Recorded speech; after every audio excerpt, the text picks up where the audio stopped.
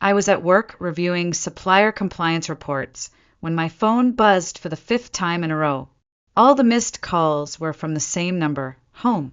I stepped outside the food safety lab, assuming something urgent had happened. But the second I answered, my father's voice exploded into my ear, furious and loud, as if I'd just committed some heinous crime. "Are you mocking us, Clara? What is this? What is this insult of an amount?" I blinked. "What do you mean?" He wasn't listening. "You call yourself our daughter and send us 50 cents? 50! Are you out of your mind?" My mother's voice followed right after, sharp and bitter. "You really are selfish, Clara. Living alone, spending on yourself while we struggle. Sienna sends 4,000 every month. 4,000! Why can't you be like her for once?" I couldn't breathe for a second. I stepped back, gripping the metal railing outside the building as if it could hold me together. "That's not true. I've been sending $4,000 every month, properly, from my account. You should check. Don't lie," my father spat. "Sienna told us everything. She's the one sending money. You're just sitting around doing nothing while your sister sacrifices for us. You've always been like this, disappointing." The line went dead. I stood there for a moment, not even realizing my hand was shaking. I had worked every weekend as a warehouse checker at a 24-hour supermarket, skipping dinners, skipping life, just to send money home. I had done it not because they asked, but because for once I thought I could be seen. I thought maybe this was how I finally got to matter. But even now it wasn't enough. I wasn't enough. They thought I sent 50 cents. I walked back into the lab, eyes unfocused, ears ringing. I stared at the sample sheet in front of me and saw nothing but the number, $4,000. My rent was $950. My salary was just under $3,000. I had to cover the rest through weekend shifts and cutting my own meals short, just to hit that number, just to be seen. And now they spat on it. My name is Clara Monroe. I'm 28 years old, a quality assurance analyst at a mid-sized food packaging plant in Cincinnati, Ohio. I live alone in a one-bedroom apartment with a view of nothing special. I get up at 5 a.m. every Saturday to catch the bus to the supermarket where I work nights in a freezing warehouse. And still, somehow, I was never the good daughter. Sienna, my younger sister by 5 years, had always been the star.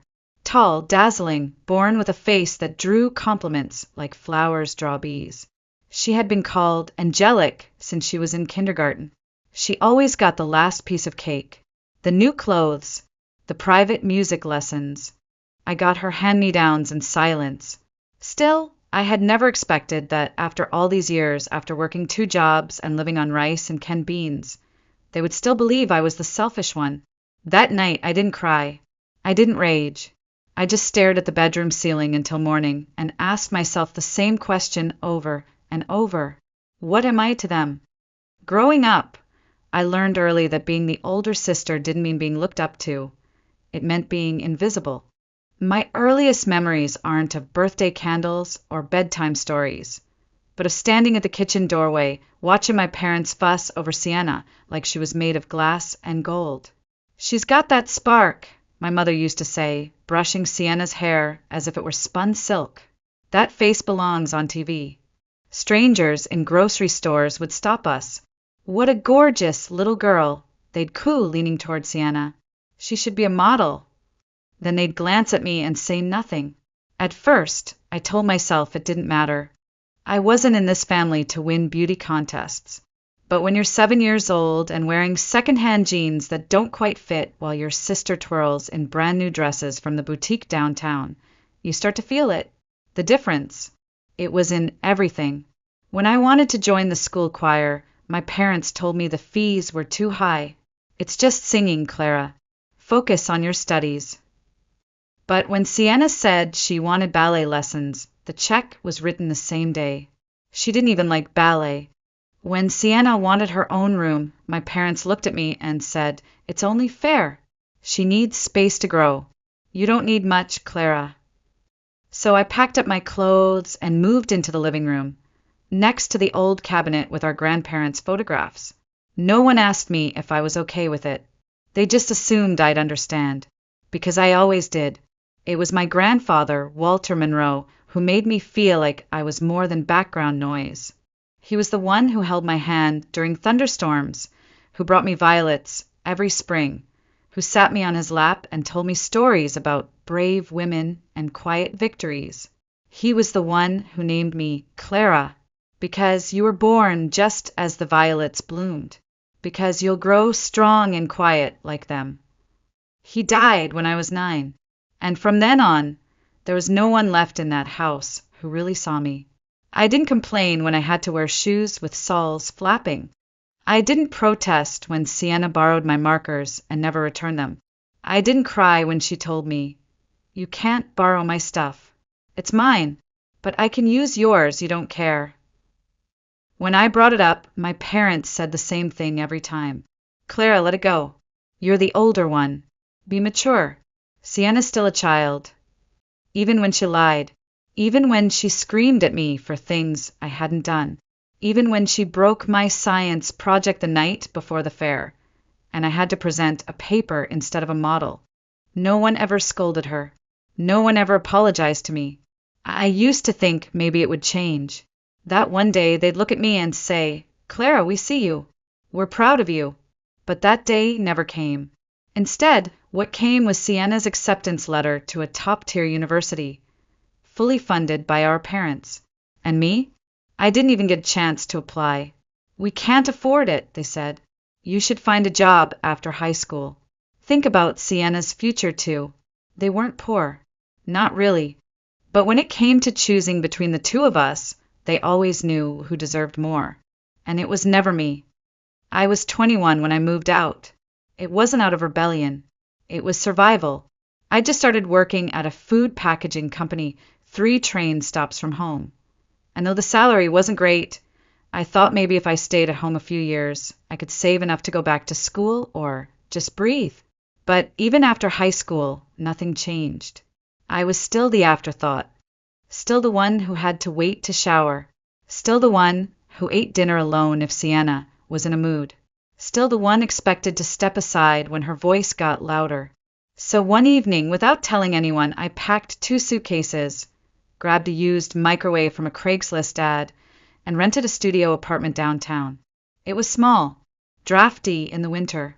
The water heater clicked like it had asthma. But it was mine. Living alone was the first time I ever felt at peace. I saw my parents now and then, at birthdays, holidays, sometimes not even that.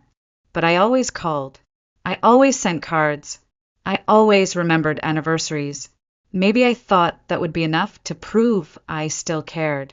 Then came the phone call from Sienna. She sounded different, less performative, maybe even sincere. "I've been thinking," she said. "Mom and Dad gave us everything. I want to start giving back." I stayed quiet.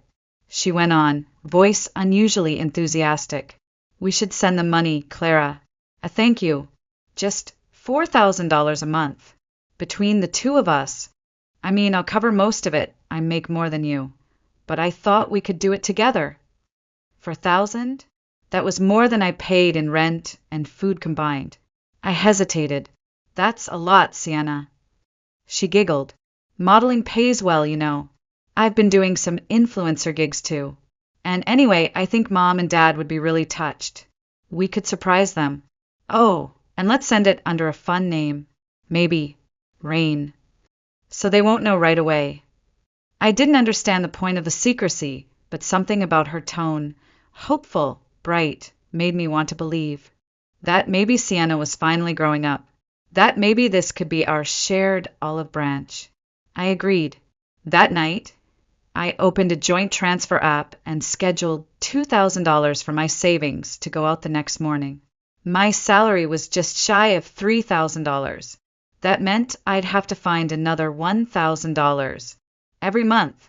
So I picked up a weekend job at a nearby supermarket, night shift in the stockroom. It was cold in the winter, humid in the summer, and smelled faintly of onions and bleach. I stopped ordering takeout. cut my phone plan, sold my bike. Anything to keep the numbers working. There were nights I came home, peeled off my uniform, and collapsed onto the mattress without changing clothes. I set alarms to study for a small business consultant certification, hoping I could climb up at work and eventually make more. But every time I felt the ache in my back, every time I counted coins at the register, I told myself it was worth it. This is how you prove you love them, Clara. This is how you earn your place. And so every month, without fail, I sent $2,000, signed from Clara Monroe. The other $2,000, I assumed Sienna was sending it too. That's what we agreed. That's what I believed. The first time they yelled at me, I thought it was a mistake, a glitch in the transfer, a miscommunication. But when I told them clearly, I've been sending $2,000 every month under my name, my father snapped, "Don't lie. We know it's Sienna who's been sending $4,000. You only sent 50 cents. 50 cents. At first I laughed, a hollow sound that died before it reached my lips. Dad, check the receipts, I said quietly. Check the transaction logs. But he wasn't listening. My mother took over, her tone bitter, disgusted. Sienna is smart. She's successful. She sends us what she earns with pride. Meanwhile, you're off wasting money, pretending you're a martyr. They believed her.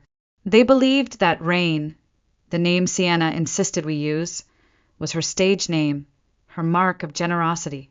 And when they saw the other, transfer, mine labeled clearly as Clara Monroe, they assumed it was the insult, the joke, the spare change I threw at them to save face. I remembered, then, the way Sienna had laughed when she picked that nickname. Let's send it as Rain. You know, something pretty. It hadn't been about being pretty. It had been about stealing the spotlight. Again, before I could say another word, my father shouted, "We don't need your mockery. Keep your 50 cents. And then they hung up. I sat in silence. My apartment was dim, the only light coming from the microwave clock blinking 1 a.m.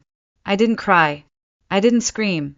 But my jaw tightened and something inside me broke. I needed to know the truth. The next morning, I called Harper. Harper Lee wasn't just my high school best friend. She was one of the few people I trusted in this world. She worked in consulting now, sharp as ever, with a voice like a scalpel. If something was off, she'd find it. We met for lunch at a diner near her office.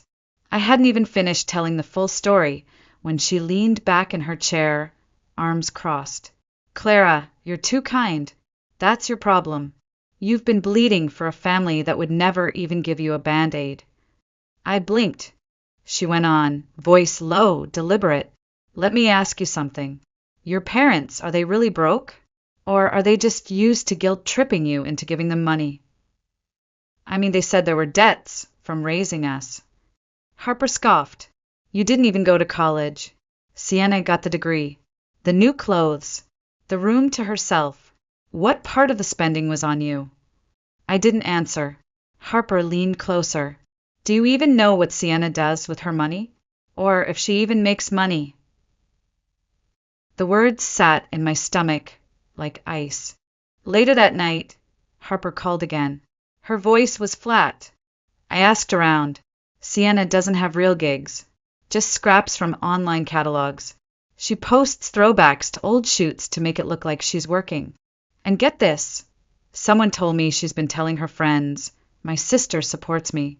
I don't even need to work full time. My throat went dry. Also, Harper added, your dad? He's not working full shifts.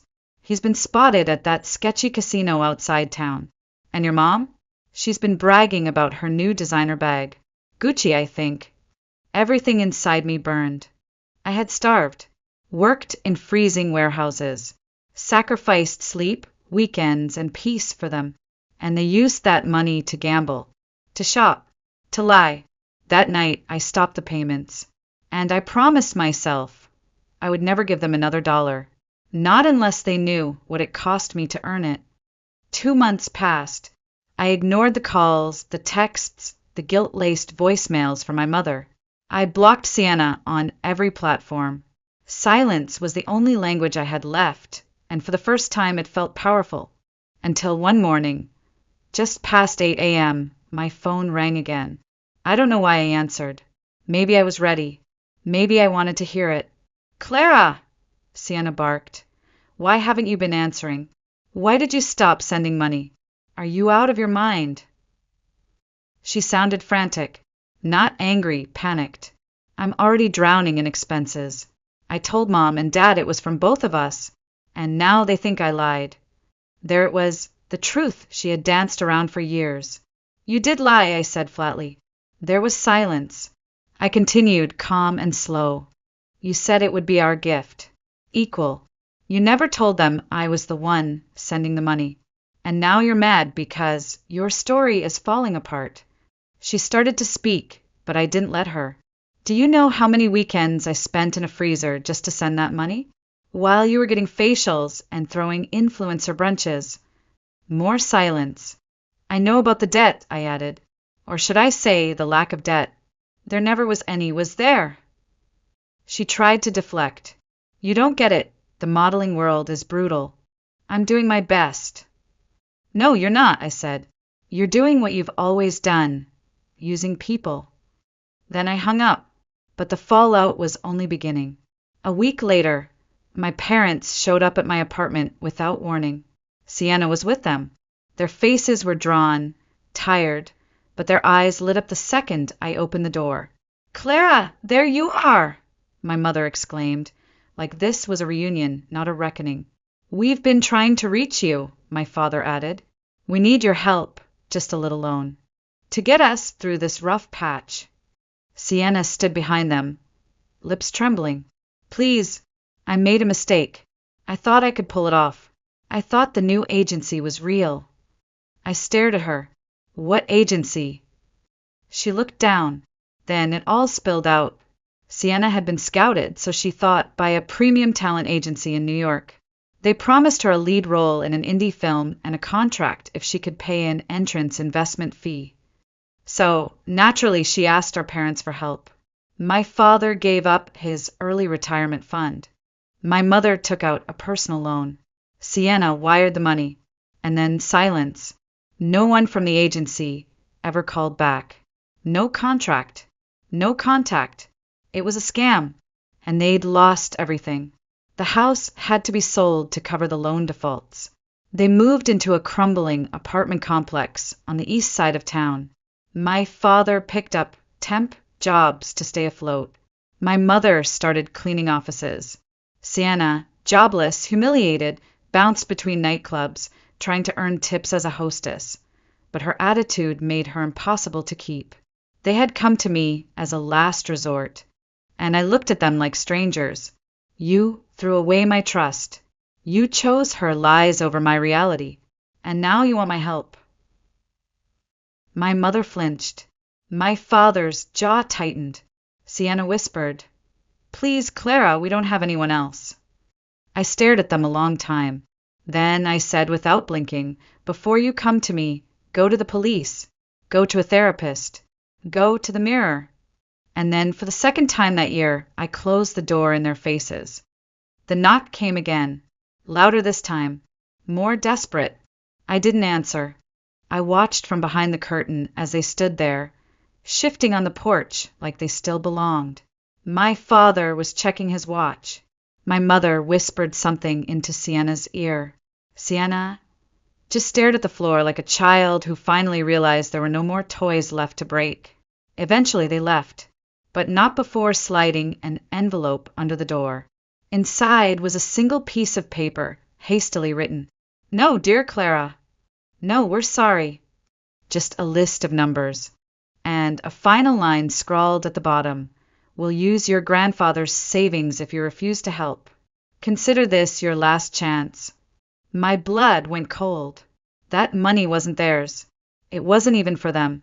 Grandpa Walter had left it in a trust in my name when he passed. He'd seen something in me back then. Something he wanted to protect. Something he wanted to survive. And now they wanted to rip even that away. I didn't hesitate. I went to the bank the next morning and transferred the entire amount into a secured investment account under legal lock. I changed my number. I notified my landlord not to forward anything from unknown senders. I deleted every old voicemail, every text, and then I breathed. It wasn't just about money anymore. It was about finally standing up and saying no more. No more pretending. No more trying. No more believing that if I just loved them harder, they'd eventually see me. They never would. I wasn't their daughter. I was their resource, their afterthought, their backup plan when Sienna's charm failed to cash out. So I stopped playing the role. I stopped answering to the version of Clara they'd created in their heads. Weeks passed, then months. The silence became comfort, not punishment. I focused on work. I took the certification exam I'd been studying for and passed with top scores. Harper helped me apply to a new consulting firm in Columbus, bigger, better pay, with actual opportunity for growth. They hired me as a team leader. I moved into a sunlit apartment near the river, the kind with hardwood floors and a little balcony where I could grow violets, just like the ones Grandpa loved. One afternoon, as I was unpacking a box of books, my phone buzzed. It was a message from Harper. "You've come a long way. I hope you see that." I stared at the screen for a long moment. Then I replied, "I do. For the first time. I really do." And I meant it.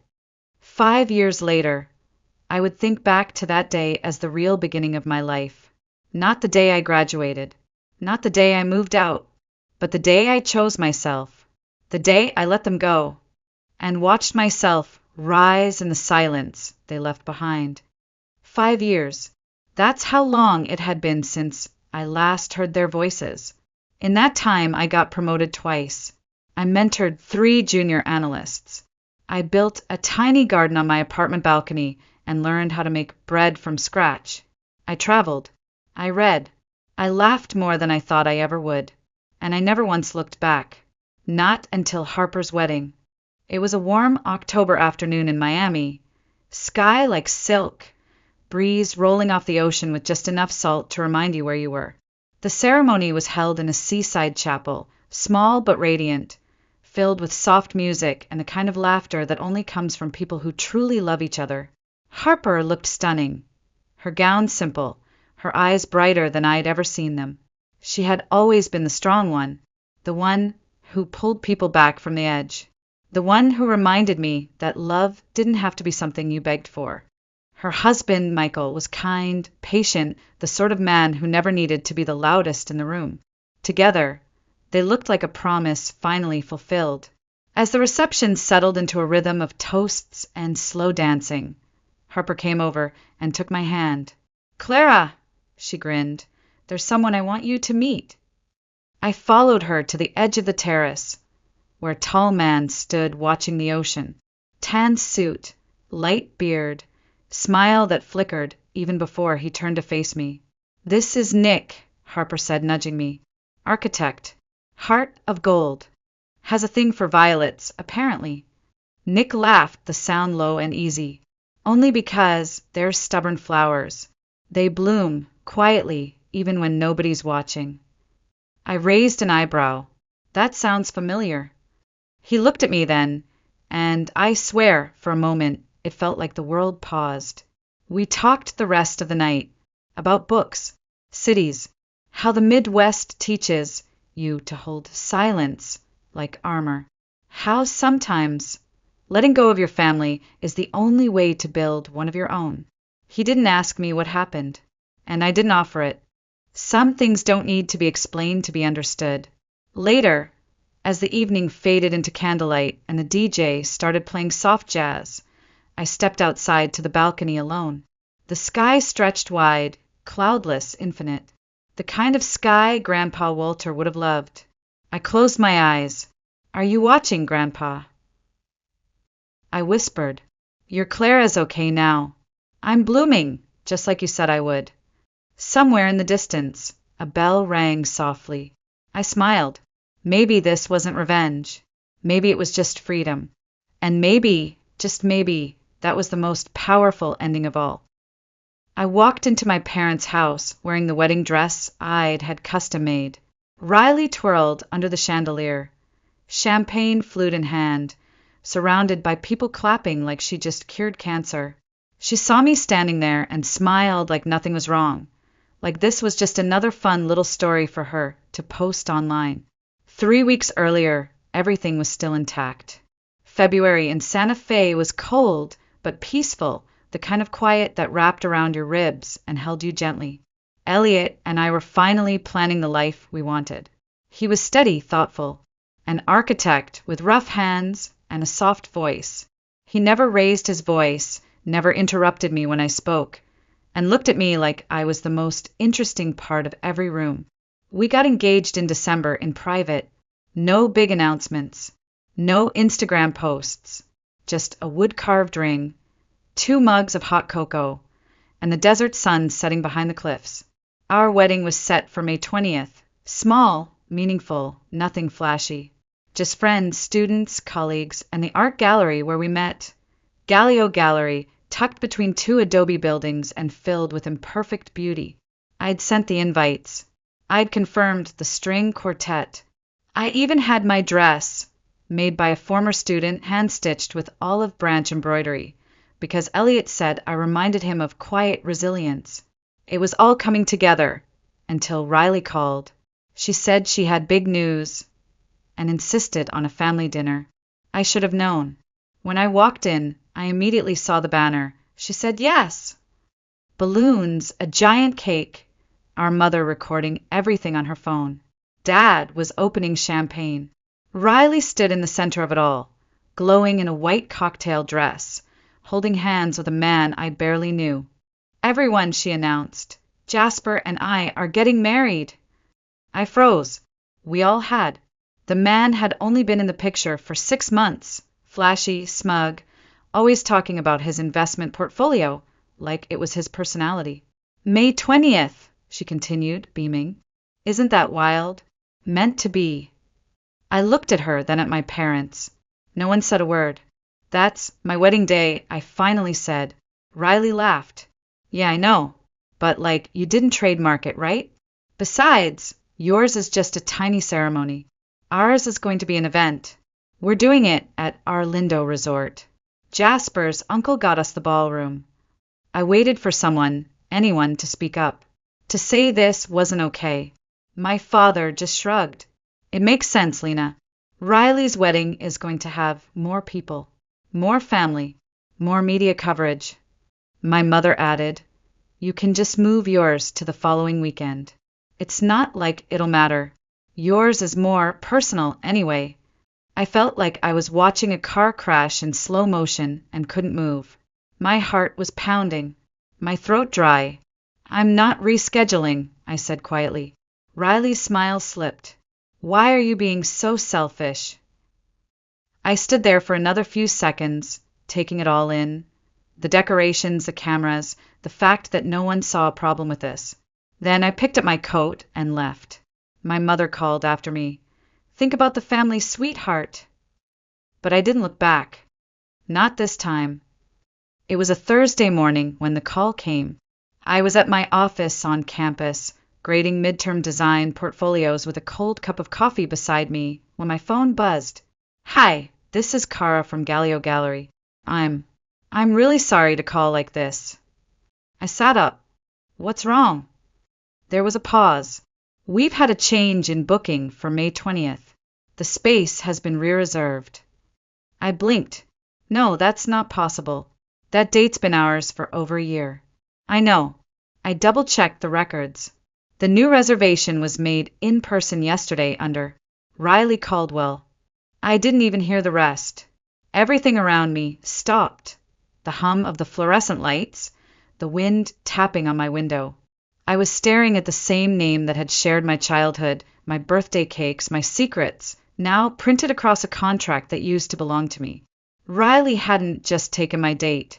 She'd taken our place, the space Elliot and I had built a story around. The place where he first kissed me by a sculpture of shattered glass. The only place that felt like us.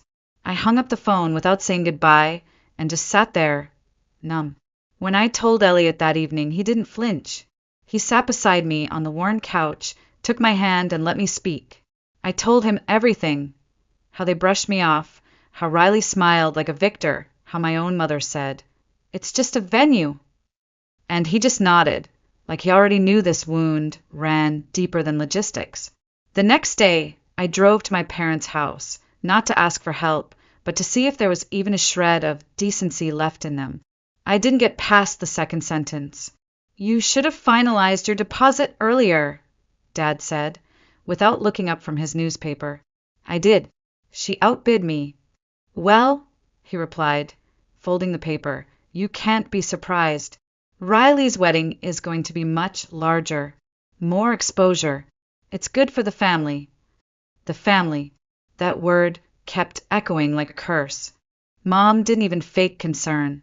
"It's not worth all this drama, Lena. It's just a space. Don't let this ruin your relationship with your sister." I looked at her. She stole it. "She's excited," she said, like that excused everything. Be the bigger person. I had heard that phrase too many times in my life. Be the bigger person when Riley got into trouble at school, and I had to cover for her. Be the bigger person when she crashed my car at 19 and never paid me back. Be the bigger person when Mom said she wished both her daughters had turned out more like Riley. Always the bigger person. Always the shadow. I left without another word. That night, I deleted the wedding board I'd been building for 14 months. I shut down the Pinterest folders. I canceled the florist.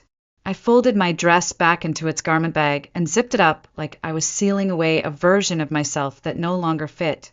Then I told Elliot I don't want to do this anymore. He looked up from his sketch pad. "Do what?" "Pretend everything's fine. Pretend that I'm okay being erased." He didn't speak right away. He simply closed the sketch pad, stood, grabbed his keys, and said, "Come with me." I followed him without question, unsure if I was running away or finally waking up. We drove in silence. It was almost 7 p.m. when Elliot turned onto Highway 285, away from the city lights. The desert stretched out beside us like a forgotten canvas, brushes of lavender sky fading into soft gold dirt. I didn't ask where we were going. I didn't care.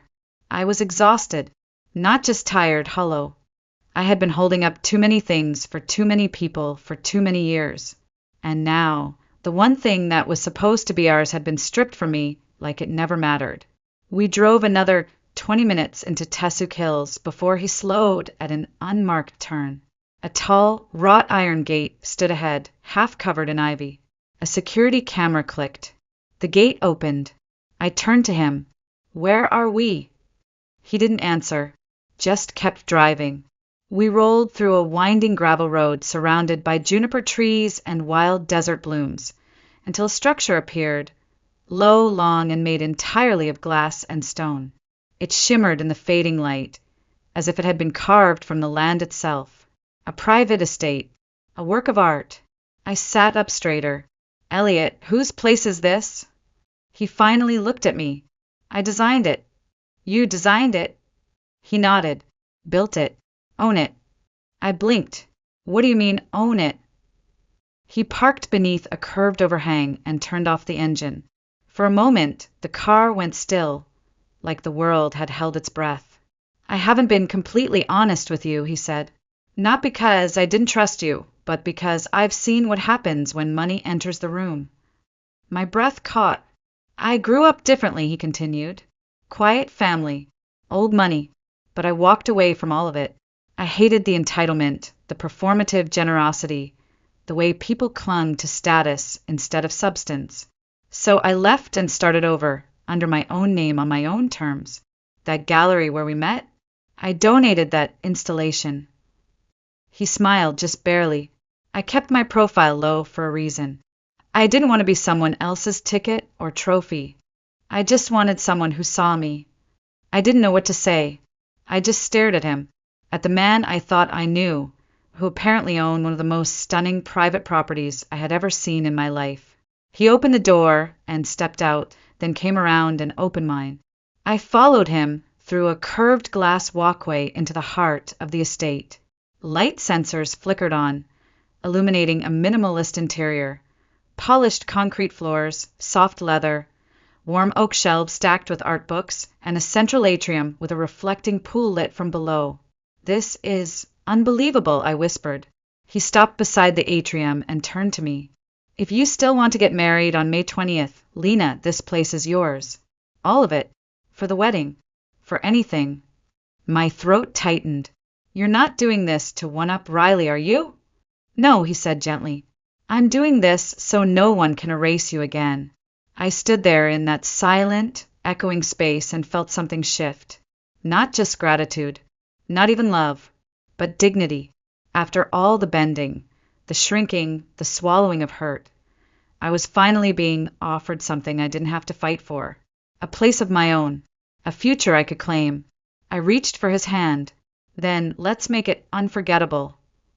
He smiled. She had no idea what was coming. The message came at 10:42 p.m. I was in bed, staring at the ceiling, wondering how I'd gone from bride-to-be to a side character in someone else's show. My phone buzzed on the nightstand. "Jasper Blackwell, just followed you on Instagram." That alone would have been weird. We'd barely spoken.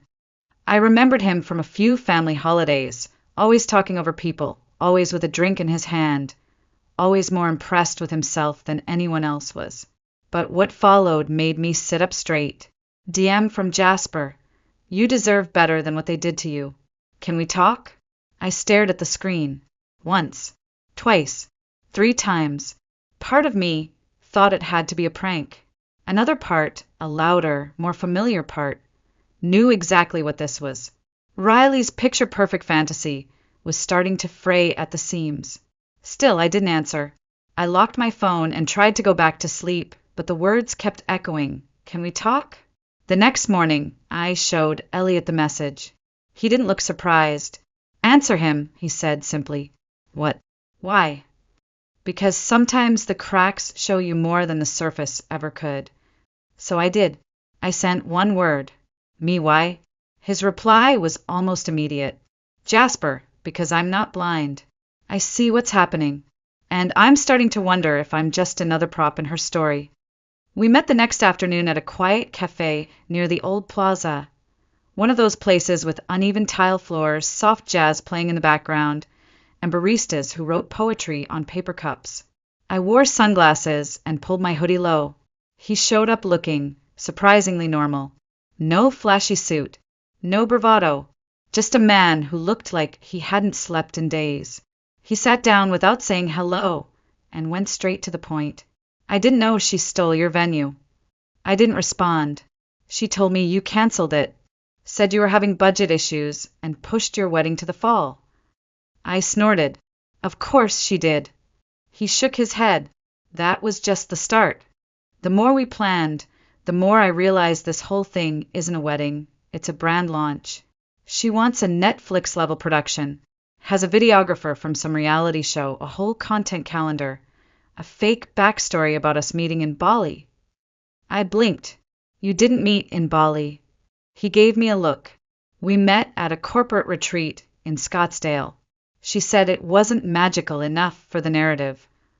I took a slow sip of coffee. "She's marketing the marriage," he muttered, "and I'm the product." That one landed. Not because I cared about Jasper, but because I understood. I had lived in Riley's shadow long enough to know what it felt like to be turned into a tool, a background player in her endless performance. He leaned in. "I also found something else. Something I think you should see." He slid a flash drive across the table. I didn't touch it. "She has a burner phone," he said, voice low. "She hides it in her makeup drawer. I caught her texting someone at 1 a.m. giggling. When I asked, she called me paranoid." "You think she's cheating?" "I don't know. But I know this, she's lying. And she's been planning this wedding like a campaign, and you're the narrative villain." I looked down at the flash drive. "What's on it?" "Screenshots. Audio. Video. She admitted she wanted your date out of spite. Said, and I quote, she can cry later. She tried to bribe your gallery coordinator. Said she wanted to crush you. My hand shook slightly as I picked it up. Why are you giving this to me? Because I'm tired of being used. And maybe I want her to see what real consequences look like. He stood up, buttoned his jacket, and paused. Whatever you're planning, I want to help. I went home that night, opened my laptop, and played the recordings. By the time they finished, Elliot had come in, holding a glass of red wine. He looked at my face and didn't even ask. He just said, "This is why we don't back down." And I believed him, because now I wasn't just fighting for a wedding anymore. I was fighting for the last shred of self-respect my family hadn't already stolen. Elliot didn't ask me what was on the flash drive. He didn't need to. He watched me sit at the kitchen table for over an hour, staring at my laptop, listening to Riley's voice over and over again. Her laugh, her little sneers, her casual cruelty. "She'll cancel," she told the gallery coordinator. "She always does. She's soft. That space should go to someone who'll actually use it." Every time I replayed that line, something inside me cracked open. I wasn't soft. I was silent. And there's a difference. That night, Elliot made 3 quiet phone calls. I didn't hear what was said. I only heard his tone, measured, calm, deliberate. The same tone I imagined he used when negotiating land rights with stubborn clients or walking contractors through a failing build. He returned to me with one simple sentence: "We start tomorrow." The next morning, our custom invitations arrived, sealed in deep green envelopes with gold foil lettering and wax seals. Elliot had commissioned them months ago, before everything happened. I never imagined we'd still be using them, but now they felt different. They felt like a declaration. Each invitation contained a private RSVP code, no website, no links, no hashtags, just a number. That number unlocked directions to Sagewind Estate, the property no one knew existed unless Elliot allowed it. The guest list? Hand-picked. Artists, curators, professors, former students who had become something, survivors of sibling betrayal, quiet women who had endured too long and now had a reason to celebrate. A week later, the rumors started. It began with a blog post on Southwest Artline, a secret wedding rumored to feature renowned architect Elliot Montgomery and a private art estate hidden in Tussock Hills. Then came the whispers in the faculty lounge. Then came the DMs. And finally, the call from Riley. 2 weeks of silence. And then suddenly, ping. "Riley, hey sis. Just wanted to let you know we're releasing our wedding trailer this weekend. Thought I'd give you a heads up since your wedding might feel a little understated in comparison." I stared at the message. My hands didn't even tremble. She wanted to bait me. I let her talk. What she didn't know was that her wedding trailer would never see the light of day. Not after what happened next. Because 3 days later, the Albuquerque Journal published an exclusive feature. Architectural heir Elliot Montgomery to wed artist educator Lena Caldwell in private estate ceremony. Guest list includes regional leaders, curators, and national media figures. By noon, it had over 20,000 shares. And by 3 p.m., Riley messaged me again. "Riley, all caps, why is Jasper refusing to finalize our guest list? What did you tell him?" I didn't respond. I was sitting beside Elliot in the courtyard of Sagewind, helping arrange seating assignments.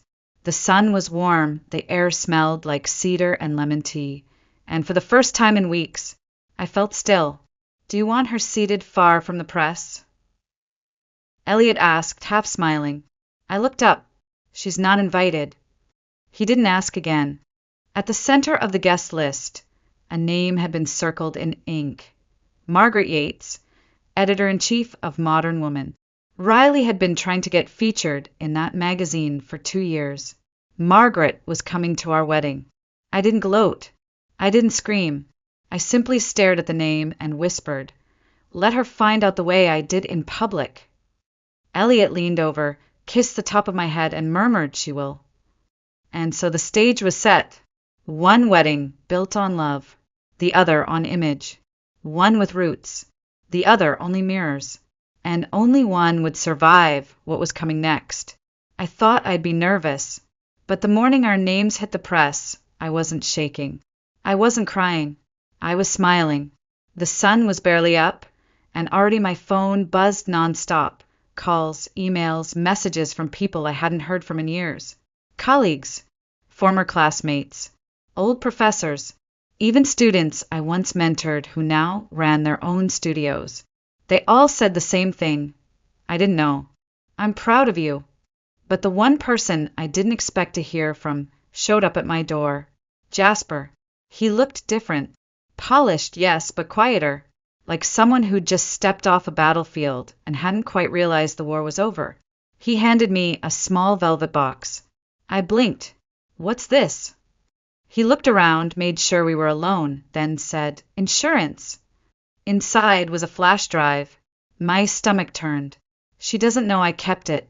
She thought I deleted it after the engagement party. I didn't. What's on it? More than enough. He leaned closer, his voice barely audible. Voice memos, screenshots, recordings, her telling friends she bribed the gallery coordinator, her laughing that you'd cry later. She admitted she only moved the wedding up to erase you. I stared at him. She said the only way she could shine was if your light went out. I closed the box slowly.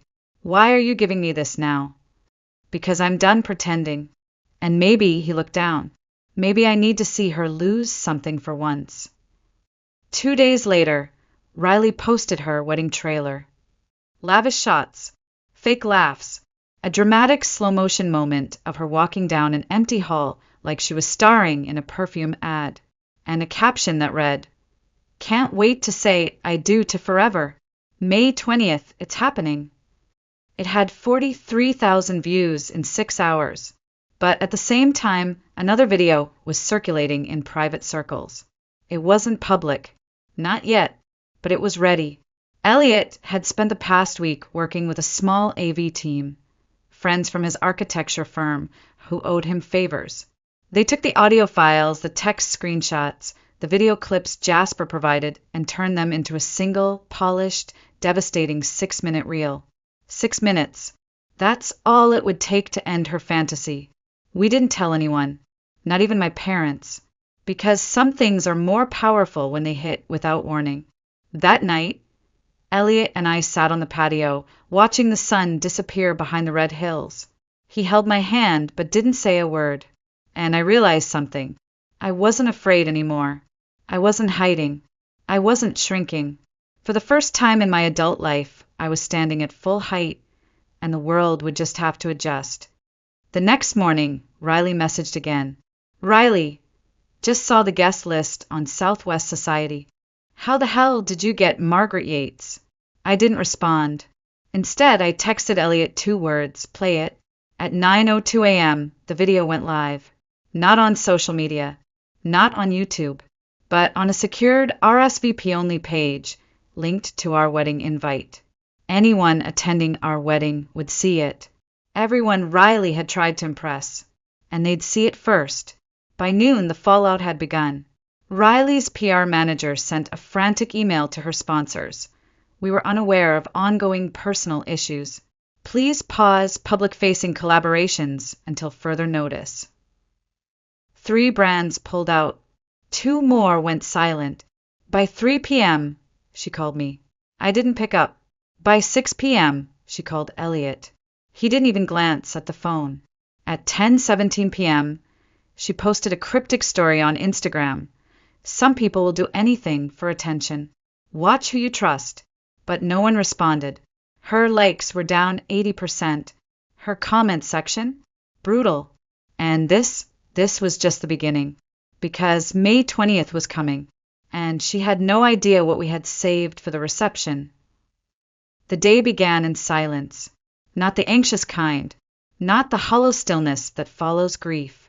This was clarity. The sky above Sagewind was cloudless. The early morning air was cool, the kind that wraps around your shoulders like a silk shawl. I watched from the bridal suite as black cars began lining the driveway, their engines low and discreet, windows tinted.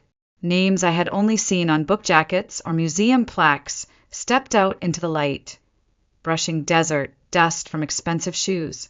Margaret Yates arrived at 11:08 a.m. Aidan followed at 11:12.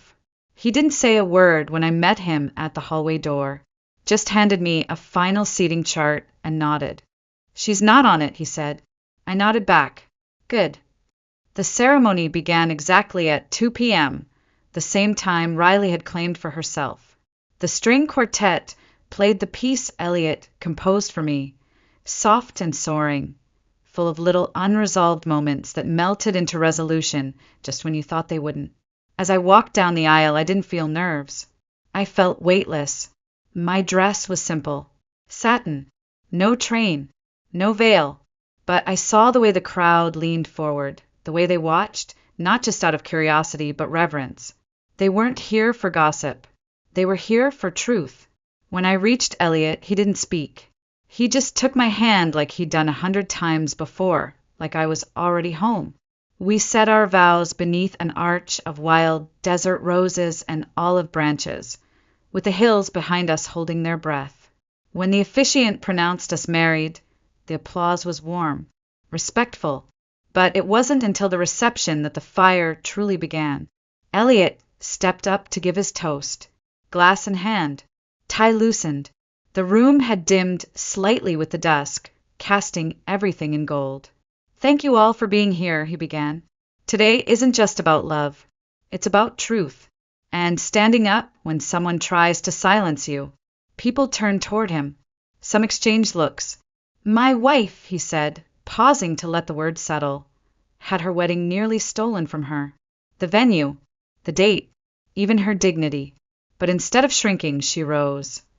He looked at me. I nodded once. Then he gestured to the AV team in the corner. "And today we'd like to share the full story." The lights dimmed. The screen behind us lit up. It started with Riley's voice, recorded on Jasper's phone, crystal clear.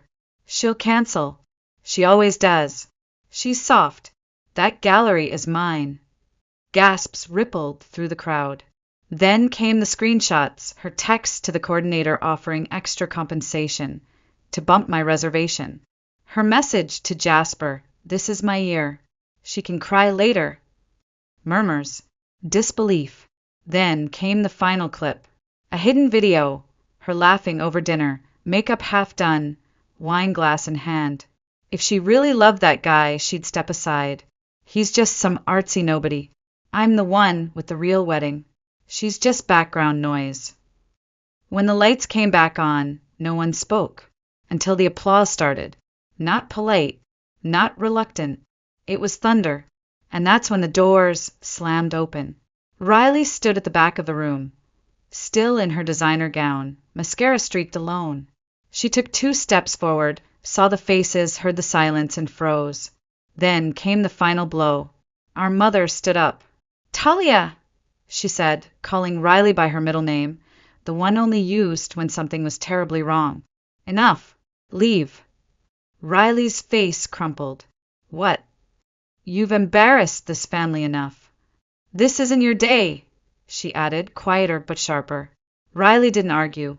She turned and walked out. The doors closed behind her. I exhaled. Slowly. It was done, but the echo would keep rippling, and she had no idea how far it would go. 3 days later, I received a letter.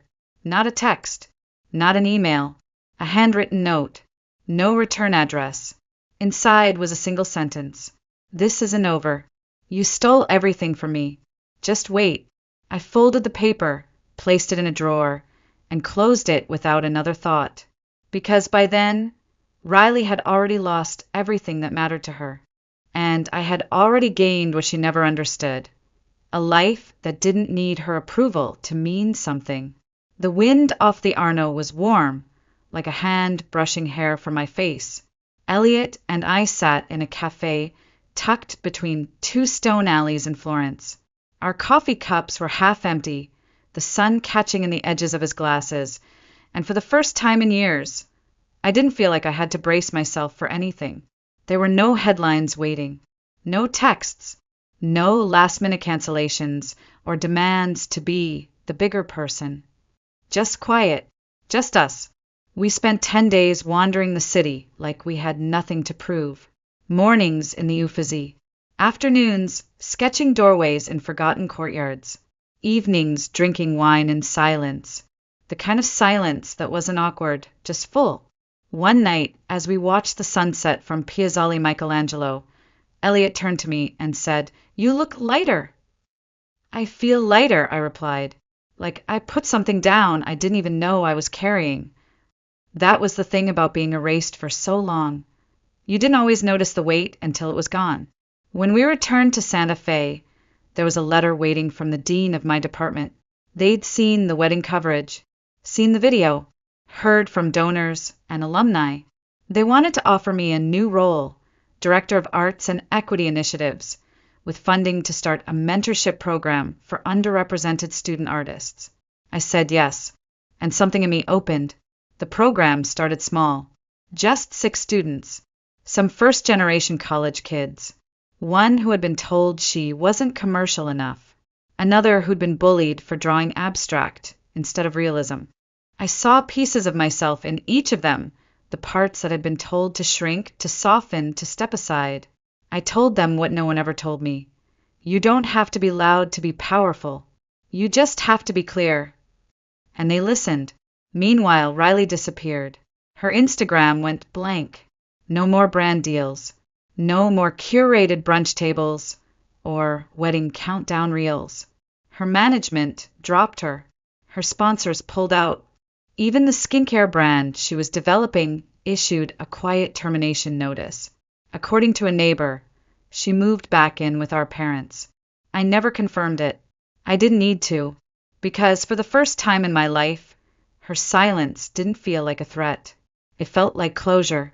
A few weeks later, I ran into our mother at the co-op. She was bagging oranges, wearing sunglasses indoors. She didn't speak to me, just stood there, waiting for me to pass. I looked at her for a moment. The same woman who once said, "Don't make trouble, just be graceful." The same woman who told me to adjust, because Riley's wedding had more press. I didn't feel anger. Not anymore. I just felt sad for how small her world had become. And I walked on. Some nights, I still think about the moment it all turned. Not when Riley stole the venue. Not when Elliot revealed Sagewind. Not even when the video went live. It was the moment I said, "I'm done pretending." That's when everything began. That's when I stopped living for apologies I would never get and started living for myself. Riley tried to take everything from me, but in the end, she gave me what she never meant to, a reason to rise, a reason to claim my name again, a reason to choose myself, fully, unapologetically, permanently, and I'll never give that back.